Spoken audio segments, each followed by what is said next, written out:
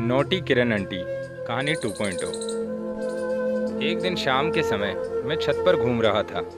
अचानक मेरी नज़र उनके आंगन में पड़ी। मैंने देखा नेहा नाली के पास बैठकर पेशाब कर रही थी। उसने लाल रंग की पैंटी पहन रखी थी।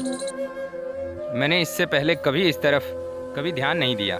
वह उठी और पैंटी ऊपर चढ़ाई और अंदर चली गई। मैं उस रात चैन से सो नहीं पाया। सुबह मैं जल्दी उठा क्योंकि मुझे उठना पड़ा। नहाकर मैं कपड़े फैलाने छत पर गया तो मैं उसके आंगन में झांका, कोई नहीं था। मैं छत पर टहलने लगा। इस दौरान मैंने उसके आंगन में कई बार झांका।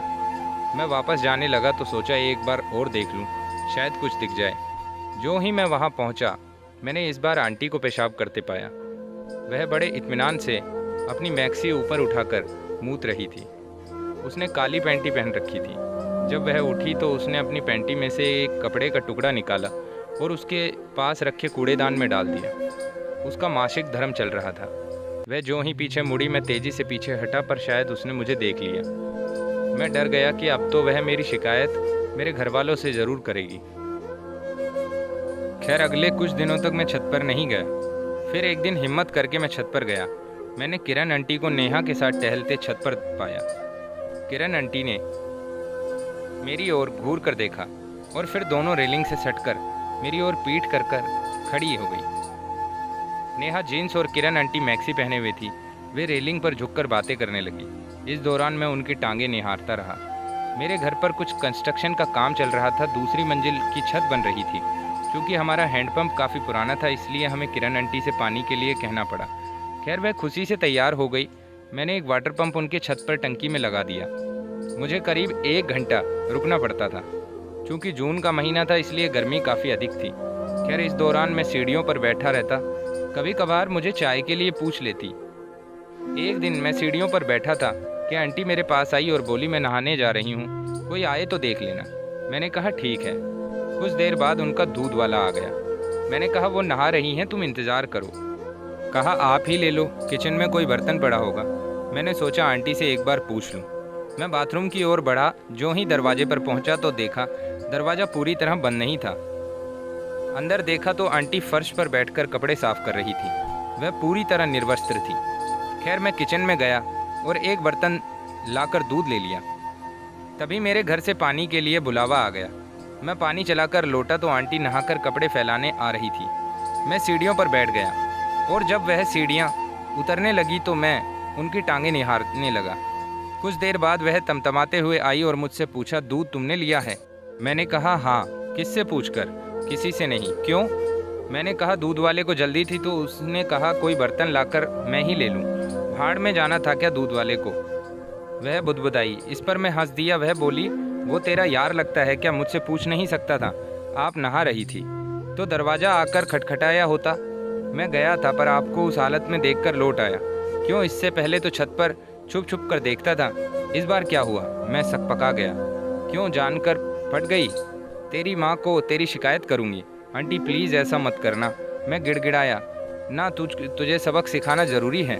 वह बोली। मैंने उसके पैर पकड़ लिए और गिड़गिड़ाने लगा, प्लीज़ आंटी, इतनी छोटी गलती की इतनी बड़ी सज़ा मत दो। सज़ा तो और बड़ी मिलेगी बेटा। जब मैं कॉलोनी के सब लोगों को बताऊंगी कि इसका लड़का छत पर मेरे आंगन में झांकता है और हमारी छाती देखता है। मेरी बुरी तरह से फट गई। मैं थोड़ा और गिड़गिड़ाया। तब उन्होंने पूछा, अच्छा ये बता, तू मेरी छाती क्यों देखता है? कुछ नहीं आंटी, बस मन बहला लेता हूँ। मुझसे गलती हो गई है इस बार माफ़ कर दो। आगे से कभी नहीं आपकी तरफ देखूँगा। आंटी ने मुझसे कहा, तू मेरी छाती देखता क्यों है? बस 2 बार देखी है और मेरी बेटी की 1 बार। वह भी गलती से देखकर। क्या करता है यह बता कि किसकी छाती ज़्यादा सेक्सी है? आपकी। क्यों? आपकी ज़्यादा चौड़ी है। वह थोड़ा मुस्कुराई। मैं समझ गया कि लोहा गर्म है। मैं फिर बोला, जब आप चलती हैं तो आपके 2 नितंब बारी बारी ऐसे ऊपर नीचे होते हैं मानो कयामत चल रही हो। उन्होंने फिर पूछा, और? मैं बोला बस।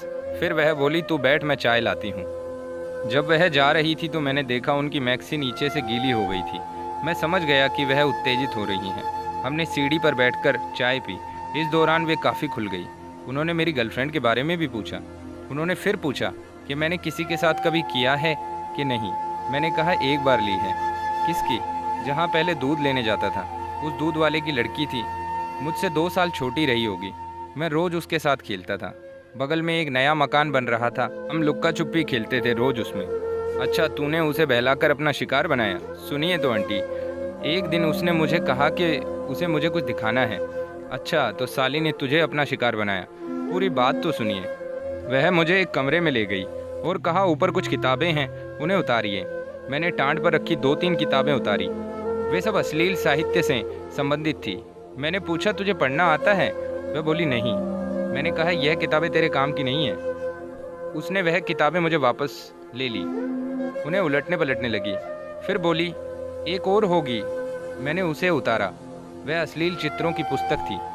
उसमें संभोग की विभिन्न क्रियाएं दर्शाई गई थी। मैंने पूछा ये कहाँ से मिली तुझे? वह बोली यहीं थी, कई दिनों से पड़ी हुई थी। वह बोली ये लोग क्या कर रहे हैं? मैंने कहा तू किसी से कहेगी तो नहीं? वह बोली नहीं कहूँगी। मैंने कहा ये लोग डॉक्टर डॉक्टर खेल रहे हैं। यह कौन सा खेल है? यह बड़ों का खेल है। तू बड़ी हो जाएगी तो तू भी खेल सकेगी। अभी नहीं खेल सकते क्या? वह बोली उसके लिए तेरा पति होना चाहिए, तू नहीं खेल सकता। मैं सक पकाया। फिर सोचा कि देखने में क्या जाता है। इधर मेरी बातें सुनकर आंटी की सांसें तेज हो गई। वह बार बार फिर कह रही थी। खैर मैं आगे बढ़ा। एक दिन उसकी बड़ी बहन ने हमें पकड़ लिया और मैं फिर कभी उसके साथ नहीं कर पाया।